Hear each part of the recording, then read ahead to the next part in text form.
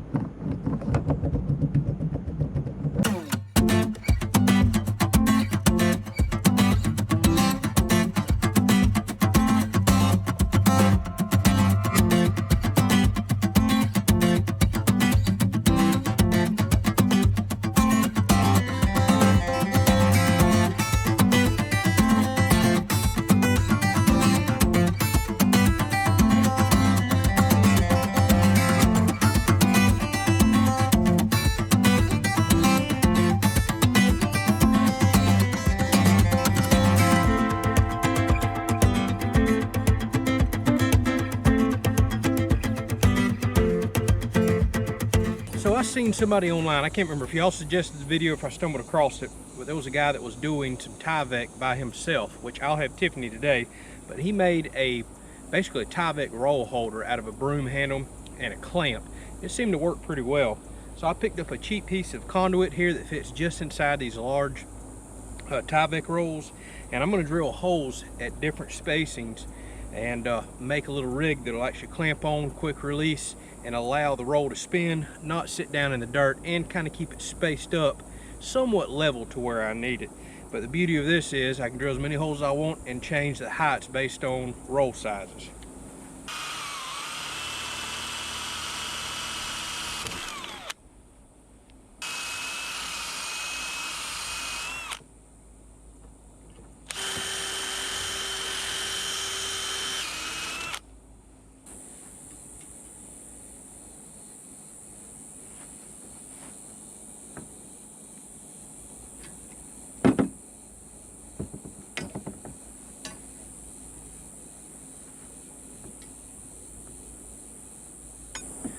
So it's pretty much that simple. I can bend this up, pull it out anytime I want, bend it back down so it can't pull out. And now my roll can drop right down on this spin, and I can put holes anywhere I want to adjust the height of my rolls, including one up near the top once we get higher up. I'll show you how this will work. All right, so I take my roll of Tyvek and just slide it over the pole.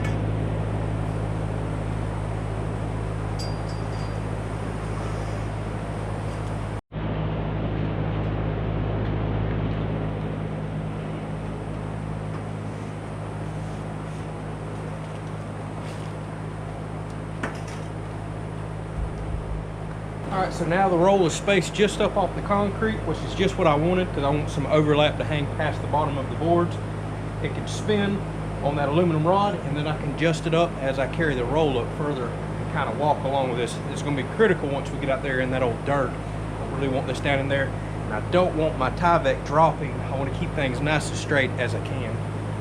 Alright, so Tiffany is off today, and she's going to give me a hand with this, which is going to be critical. I really do need it. The wind's starting to pick up now, which is the worst thing we could possibly have for trying to put a house wrap on. It's my first time ever doing this. I've watched a little bit of Tyvek installation techniques from some of the DuPont videos. They're pretty vague on how to install this. I mean, obviously you overlap your runs up, you tape your seams, and they kind of give this broad range for nailing it, so we're just going to do whatever we think will hold it in the wind. And I was talking to y'all in another episode. I bought this mag hatch right here. This is actually a roofing and vapor barrier hatchet right here. It's got a magnet in the end, and it's got a razor blade right here on the other end that can come out and cut this stuff, which I'm going to keep one on me. But the beauty of this is you put your cap nails right here on this. It holds it for you, but there is a learning curve to it. It takes a heck of a technique. Otherwise, you wind up bending the nails. So you're going to see me waste a lot of nails a day until I really get the technique down on how to swing this thing. You got to hit just perfectly so your nail don't kind of shoot off on you. But this should really speed the process up once I kind of learn the technique for it right here. So really neat tool. Bought it just for this, because if I had to sit there and hold every single nail and hammer by hand, oh, this would just take absolutely forever. But being that we're only building one house, there was no point spending all the money on a pneumatic cap nailer. Yeah, one house. So we'll see. All right, well, I'm going to start at this corner. I want my seams to kind of overlap underneath the roof just in case we get some really bad wind with these storms. I don't want open seams on the outside. These are 150-foot rolls, so it should come back around the house and seam somewhere on this wall. So sadly, I'm going to have a couple double seams up here on the front wall, but it is what it is. If it tears off underneath the porch, that's better than tearing off out there where it's exposed and raining. Wish us luck. It's the first time ever doing this.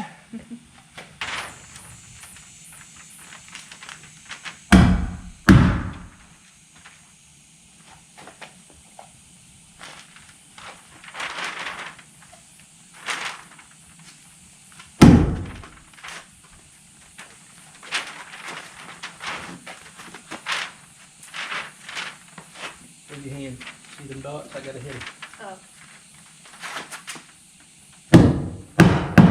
Good job.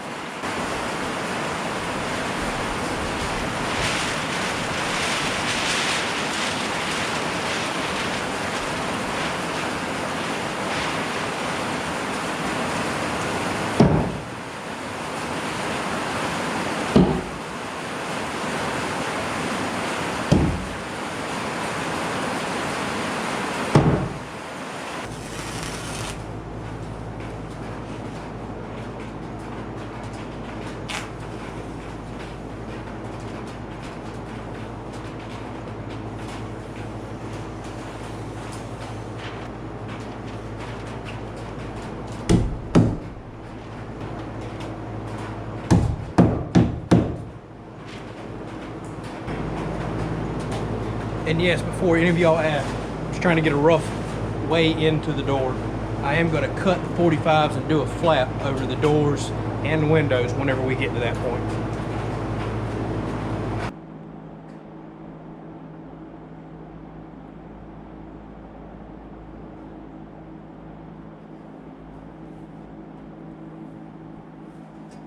Just can't catch a break, y'all. It just got done pouring rain. So now everything is soaking wet. Luckily, the back wall is still dry because it was blowing in from this direction and the roof kept it protected. But the ground's muddy, everything's wet, and just check the radar, it is blowing the heck up. We got a line flying toward us with a bunch of red and yellow.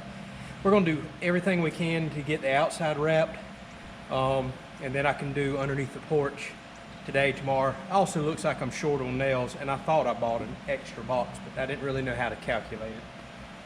So I really don't know how to tackle the back other than just make a hole up high for this and put the roll on there. Just try to work it the best I can. I've never did house wrap before, so me and Tiffany are just trying to figure it out. But I don't have too long to play around with all more rain that's on the way.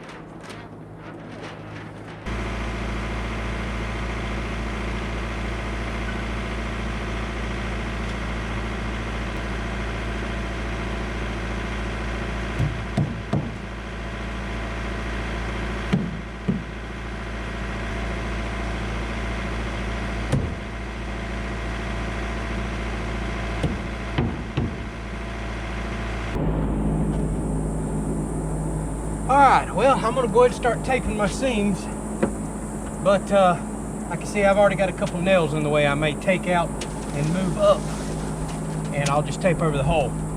We had our second or third thunderstorm pop up while we was trying to put this piece up, and there's wrinkles all in it. Did the best we could. It got windy. It was raining while we was putting it up. We can't catch a break today. Today was the least amount of chance of thunderstorms of any day this week, and we've already got 3. And it's done rained a lot. We couldn't pick the worst day, but we thought we was picking the best day.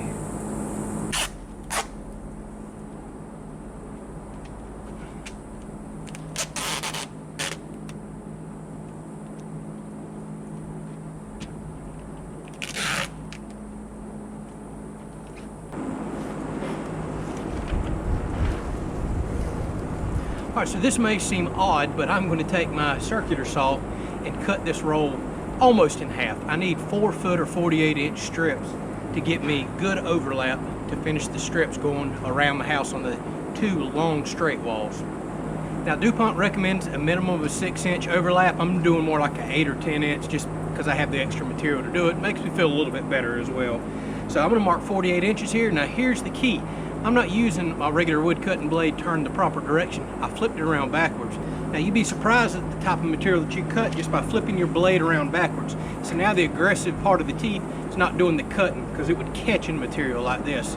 So with them turned around backwards, it's going to be a little tough cutting, but you can cut a lot of odd things out there. Not saying it's the proper way to do it, but it's a good quick way to do it.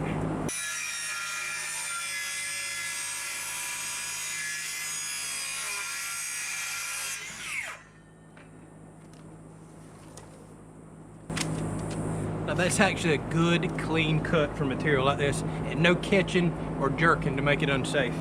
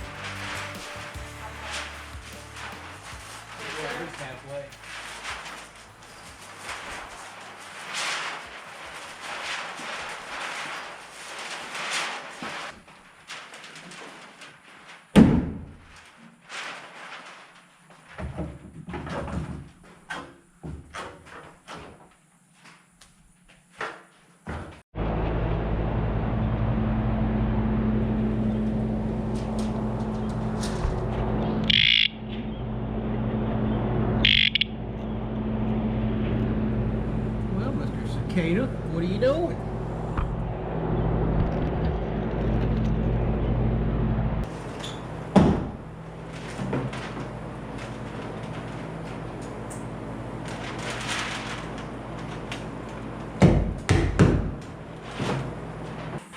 All right, well, as you can see, it took a couple of days. We worked all day yesterday and got really almost sick. It was so stinking hot. And once we seen the tropical storms kind of moving away from us, we felt comfortable finishing the rest of it up today that was underneath the porches here. So we've got all the house wrap up. It's got wrinkles in it. It isn't perfect, but we're proud of it. It's our first time ever doing this. Yeah, we absolutely did the best we could. We've had wind, we've had rain several times and storms, so I'm happy with it. Now, as you can see, it's not done. Tiffany, she's got to wrap this part of the video up. She's got a lot of work to go inside to do, start planning her patient load for the week. But I at least wanted to get her on camera. Y'all been asking. Thank you. Yeah, thank you. That was a big help. There ain't no way I could have done this by myself. It definitely needed help. It would have been a nightmare with the wind whipping this stuff around and all. So it was a big help without a doubt and sped it up tremendously.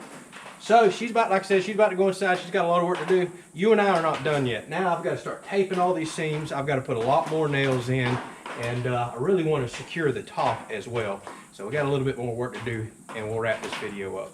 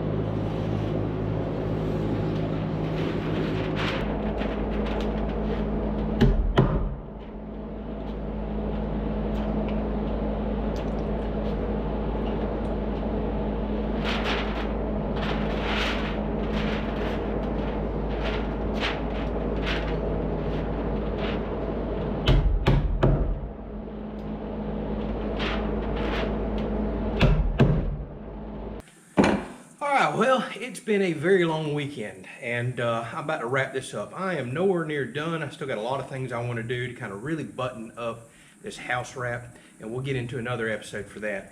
But I wanted to finish this up by talking about this tool and how critical and important it's been on this job, and answer a few of your questions about the house wrap, because I know you're already looking at some things going, hold up, man, that's not the way you do it. I'll explain why we're at the point that we're at right now. But as far as this hammer, y'all heard me talk briefly about it at the beginning. The reason I got this hammer was because the people that put on the roof here, they put on the underlayment, they had multiple ones of these, and they kept bragging and bragging on it. It's called a mag hatch. I'll try to remember to put it down in the description and put it in our Amazon store if you're interested. It's about $80, which is extremely expensive, and I was back and forth if I wanted to spend $80 on a hammer. Some of y'all already know about this. Apparently it's very popular for roofing, probably doing felt work. But it's got a magnet right here in the end. That's what makes this thing so amazing right there. You can also, it's also got a nail puller right there, because a lot of times you're going to bend a nail or not put it in properly. It's awesome to get that back out. One of y'all knows exactly what this is right here. I do not. Y'all were talking about it the other day as far as a roofing hammer goes. And it's also got a razor blade built in as well. So it's a multi-use tool, but mainly I wanted it for the magnetic hammerhead. Now I'll go ahead and tell you, look at this, it's made out of some cast metal, it looks like, and this is not a hardened head or hardened steel hammer. That's a magnet. So if you think you're going to go beat in a bunch of 3-inch or 3.5-inch 16-penny nails with this, you're probably going to bust it. This is made for roofing nails and cap head nails, and it does an amazing job at that. So I found that literally I can run this with one hand. So if I'm holding onto a ladder and got nails near me, here's the cool thing about it. You can stick it down in there and pick you several up if you want to. Or if you just say have some laying loosely in the box like this, I found that I could put the hammer in just right, and it always centers the nail up right there. So I can pick nails up with one hand, bam, knock them right in, no problem. This thing it's a lifesaver. Being up on the ladder, like I said, way up there, 16 foot in the air, there's no way I could have held one, been on the ladder, had a regular hammer trying to tap it in. Now, pneumatic capping nail gun or brad gun, whatever the heck you want to call it, oh, that would have been awesome for this job. Kind of hard to justify buying a several $100 pneumatic nailer, being that this may be the only house I ever build. Now, we do plan on doing an addition down the road. If we ever get to that, who knows? I'm saving this hammer. It's going to be awesome. Plus, as we build chicken coops and other thing around the property, you know, I'll probably take the time to dry them in or put tar paper on. This will get some use. $80, ouch, yeah, totally worth it. Totally worth it just on this job alone. So happy I bought this. So here it is. Everything is taped up now, kind of ready to ride the weather out. I still have a lot of big open areas that I could put some nails. And to be perfectly honest with you, I'm very comfortable the way it is right now, but I've got to talk to the inspector and see what he's looking for. I watched a DuPont installation video, you know, from DuPont themselves, and I got so confused. The installer kept talking about, well, you could put nails over 12 inches, up to 18 inches, or you could do 24 inches or more, he said. What? Why would you give me all those different measurements? So now I really don't know what the spacing needs to be on the nails. And then I hear some contractors say, we don't even really nail it up. We just tack it in place if we're coming back with siding real quick. So I don't even know if there is a code for tacking this stuff up. Now, the thing of it is, I'm not coming with siding immediately. That's going to be just a few weeks away. And that brings up the first question. So I've already had one or two people ask, hey, are you going to put siding on this immediately? This cannot handle the weather, UV exposure, any of that stuff. And I was like, of course it's got to be able to, but I got a little worried. So I got on DuPont's website, and DuPont Home Wrap, exactly what I have right now, has a 4-month rating from DuPont for exposure, for weather, UV, everything else before you have to put siding on it. Now, I am not going to wait 4 months. It's going to be a few weeks. I got to get all that order up and kind of get everything in, figure out how I'm going to poke my plumbing through. I've got to tape all that stuff that's going to go through the side, talk with the AC guy. So it's going to be out in the weather for just a little bit. Don't get me wrong, but it's not going to be 4 months. The DuPont commercial wrap, the little bit better stuff, it's got a 9-month exposure rating before it has to have siding on it. So I completely trust that this stuff's going to be okay out in the weather. Now, with that said, the quicker I get it covered, the better. No doubt about that. So for our first time ever doing house wrap, I'm happy. I've got some wrinkles, no doubt, but it's tight enough. I don't think the wind is going to really catch it from any storms. So I feel good. Now, some of y'all are going to ask, this is question number 2 that I've got from a lot of people, or not even a question, y'all, a statement. A lot of y'all said, don't cut any of your window or door openings so this can ride out the weather. Well, there's one big problem I see with that. This is very hot and humid Florida. There's no AC running in there pulling the humidity out the air. I need everything cut open under the porch to allow a good breeze through here. So one, I don't die when I'm working inside, and I want to keep this house dried out. It is critical that I do that because I've already been fighting with mold and mildew throughout this project when we just had weeks and weeks of rain every single day. Now, things are kind of nice and dried out now, even though we're still getting rain, but we're not getting that just blowing, misting rain every day. But I do want a good breeze to the house. Now, with that said, my exterior windows, I have not cut and I will not cut. They're going to stay covered until the day that I am ready to install the glass windows themselves. So those will keep house wrap over them basically, so they can stay weather tight. Now, probably going to be one of my biggest questions, so let's go ahead and address it now. People are going to look at this and go, you did that wrong. You cannot just cut this and wrap it in. Yes, I completely understand. I did that just for the weather until I get ready to install my windows. I actually have some 9-inch DuPont Flex Wrap flashing. It's the good stuff. I mean, $150 for a tiny little roll of it. But what'll happen, I will come back and cut this off right here, this house wrap, and just have wood exposed, and the house wrap will be on the outside. Then I take that 9-inch Flex Wrap, it'll roll over and have a couple inches out here that'll really seal good, and then I want full contact with the wood. A lot of house wrap and flashings, people will stop right here. I keep calling it house wrap, it's flashing. But a lot of window flashings, people will stop just a few inches out of the window, and that's probably okay. But I bought the 9-inch stuff, so it'll go all the way over a 2x6 window sill. And the cool thing about that Flex Wrap is it'll stretch into these corners, there's no cuts, and it'll come up quite a ways right here. So it gives you a good waterproof seal. And like I said, it's really flexible, wrap the corners good. So bear with me. This is not how this is going to stay. This is just so I can tack it in place for the weather that we're having right now. Now the other thing that we're gonna do, this is an oversight on my part. We are gonna come back here before long in another episode and we're gonna shim out these window sills. I'm actually gonna knock them up just a little, very easy to do. And we're gonna shim them out 5 degrees to the outside. So if any water were to ever get in behind the window, it's gonna try to run back out down the house wrap to the concrete. So have no fear, I'm gonna go back. That'll be a really quick job. Cut my own wooden shims and install them right here on top of these cripples. Now, if I had known any better, I would have cut my cripples at a 5-degree angle, but we're way past that point now, but it won't be no problem to knock this up with a hammer, shim everything out. All right, so we'll give y'all one quick walk around and look. Out here is where I've got a few wrinkles. We were fighting thunderstorms when we put this side up, so overall I think we did a decent job. I do have the house wrap carried down past the wood, probably some spots it's 1.5 inches to 2 inches. I can come back and trim that later, but I'm probably just going to leave it. That way if water runs down the house wrap, which it will do right now, it's not curling right back in underneath and touching the bottom edge of the OSB. Now we've still got to do the window here. I can pull some of the wrinkles out right there that you're seeing once I cut the window. And here's the back side. I've actually got to get up there and do one little 4-inch piece, but I'll do that off camera. We caught a pretty decent thunderstorm right here while putting this side up. That's why there's definitely some wrinkles here.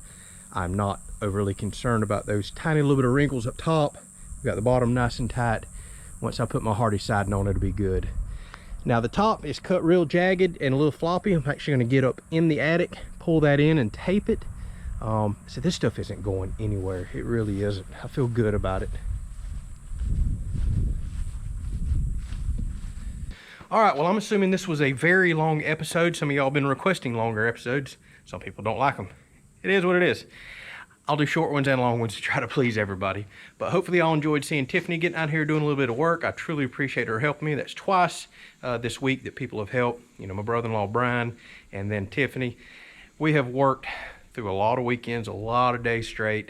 I am ready to take a day off. So coming up here before long, I'm probably gonna take a couple-day break away from the house. Gonna do some food plot stuff, go do a little fishing. We'll just see if the weather lets me. 80% chance of rain every day. Hopefully y'all are staying safe in the path of the storm. I know by the time this is out, both storms may already be gone and through.